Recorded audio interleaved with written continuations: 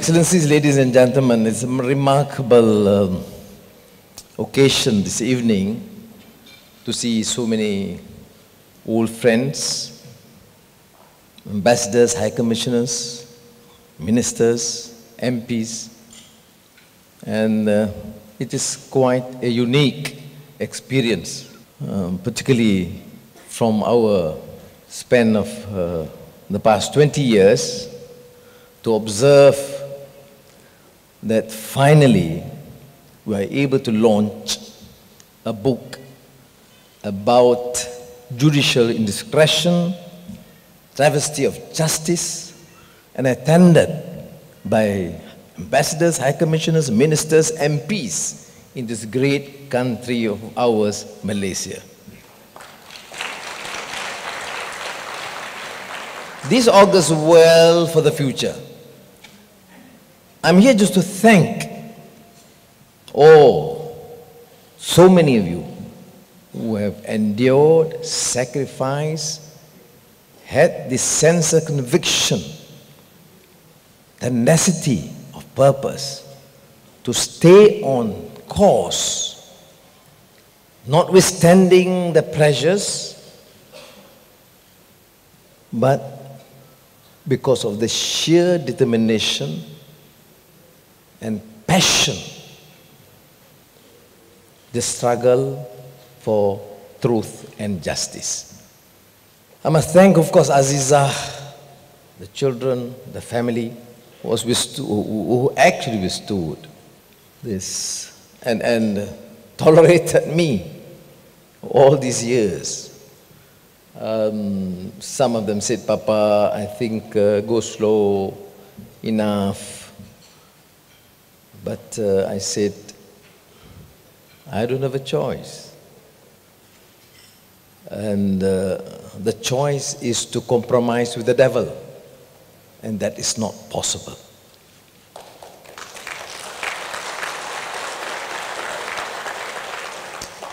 I must also thank so many of our colleagues in the party, in the then Pakatan Rakyat and now Pakatan Harapan, friends, including those who are now active in IDE, who had the courage to remain committed and together had to endure the hardship.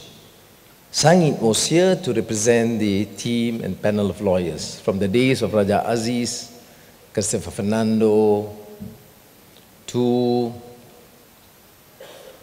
my great brother Karpal Singh, who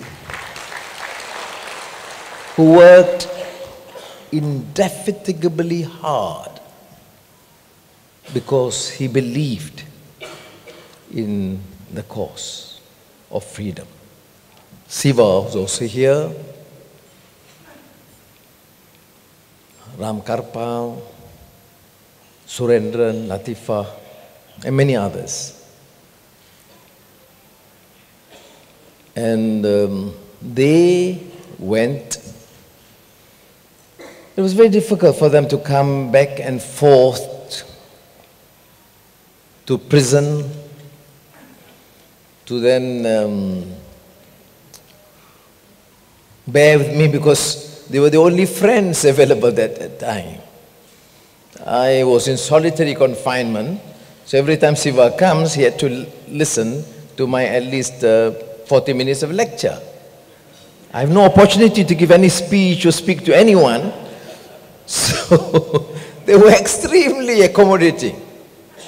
And this is one occasion I joked with Karpal. Can you imagine for you to continue 20 minutes non-stop speaking to him without interruption?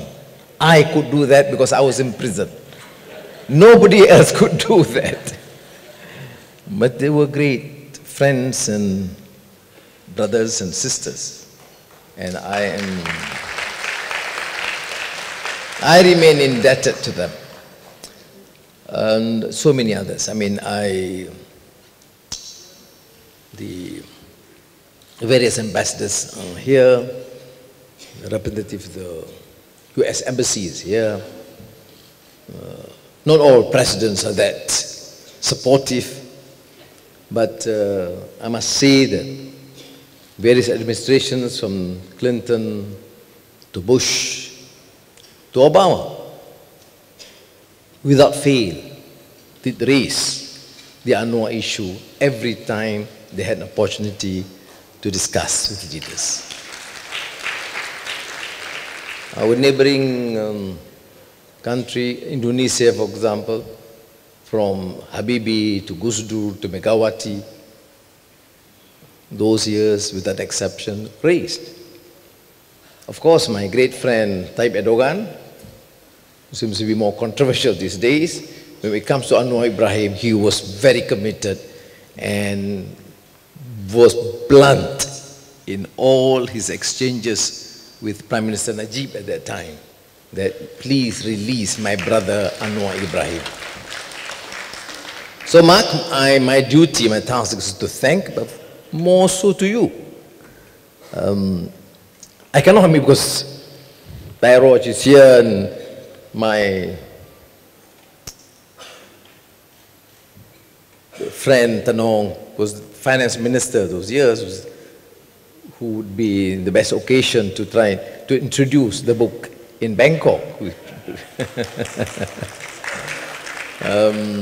But I must say, in all frankness, that I am fortunate. I mean, you've heard all the issues of travesty of justice, and certainly very articulately done by Changit, but compelling case, strong-worded, well-crafted remarks from the then Court of Appeal judge, Datuk Ishamuddin, who, by the way, in his own way, had to endure this difficulty. He came out with a very strong judgment in one civil case on the book 50 Dalil. And the judgment was so strong and compelling that the powers that be decided that was it, he was not to be promoted and remain until his retirement as a Court of Appeal judge. But people like him, the lawyers, the friends, who believe in this cause, actually contributed indispensably to this great transformation that you saw in the last few months. The success in Malaysia, though it surprised many when Anwar decides to work with Mahathir, I continue to be haunted with these questions all over the world. Anybody I meet, they say, Anwar, why did you do that? I said, because I believe in this country and we should be able to be, we have to have that compassion and being able to forgive for the right cause, the sole intention of saving Malaysia from authoritarian rule. And this book, therefore, Mark, thank you again, encapsulates that struggle. This is not just about Anwar. It's about independent judiciary. It's about malicious prosecution. I joked with Mark when he told me about this book, The Prosecution of Anwar. He says it should be the persecution. But so as good lawyers, they listened, nodded, they didn't work, they act on it. No, it talks about the travesty of justice. And Azizah made that remark when I was transferred from prison to the palace. And the king made this wonderful, moving remark. And Aziza was there, and he said precisely this, that Anwar, I'm not giving you this, or expunging this record, or giving you the full freedom, erasing all conviction of the past, because I have the authority and the power to do so. I do it because it is my duty to correct gross injustice that has affected you all these years. And I said, Your Highness, this is a very serious statement, Your Highness, because you are talking about travesty of justice and the judges that compromised their position and became complicit to the crimes.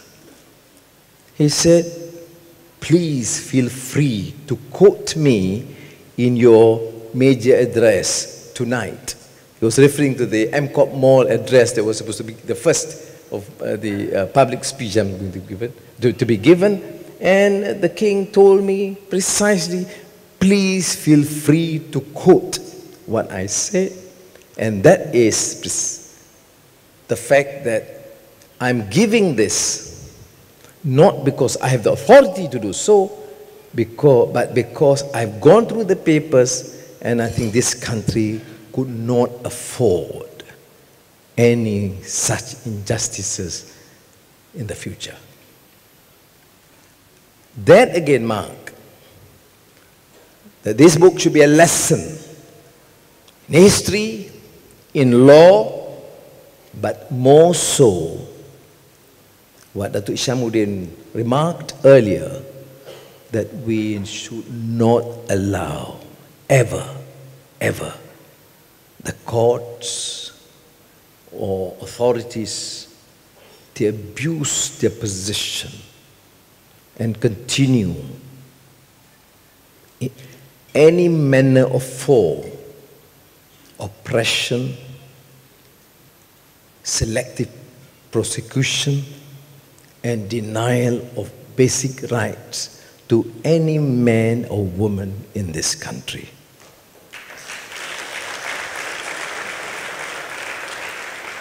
That, Excellencies, ladies and gentlemen, is the essence of what I have to say and I have to conclude. That is that this episode is over, but the lesson must be learned. Present leaders and future leaders of this country must be reminded that the oath of office, the constitutional guarantees, are meaningless without that conscience, sense of conviction to affect change based on the true meaning and spirit of the Constitution. With your kind permission, I want to read a small incident affecting my old colleagues, inmates in Sungai Buloh prison. In the last few days, they've embarked on this fast to protest the treatment of prisoners under this so-called terrorism law, SOSMA. Let me emphasize in front of the Deputy Prime Minister that I do not condone violence, terrorism, or compromise with any criminal act. We should be tough and firm. But we must respect due process. And from what I know, I observe, in Sungai Buloh, the new law, SOSMA, is far worse in terms of treating prisoners than the Internal Security Act. So please bear with me. tough against terrorist acts. Yes. But we must immediately take remedial action. Those who are protesting, those prisoners now under SOSMA who are protesting, must be given adequate safeguards of their rights as prisoners. Thank you to the legal team. Thank you to Mark, because you are not just talking about Anwar. But what Anwar has learned in these years of trials and tribulations and in and out of prison, almost 11 years in totality, is that I'm not ever going to compromise when it comes to the issue of freedom and justice. So please excuse me for bringing this small episode, because I think this is the right occasion. Because what is selective prosecution or travesty of justice if it is meant for one man, Anwar? I said Anwar is fortunate. You can talk about the tragedy of the trials, but still he is fortunate. My black eye incident is known throughout the world, but there's so many others, hundreds, who have suffered and not known to anyone. But that's not justice, what justice is all about. Justice is to protect the right of every single person. I mention person because not only citizens. Citizens must be protected. But there are non-citizens and foreign workers who are treated like semi-slaves. And this has to end, at least in Malaysia.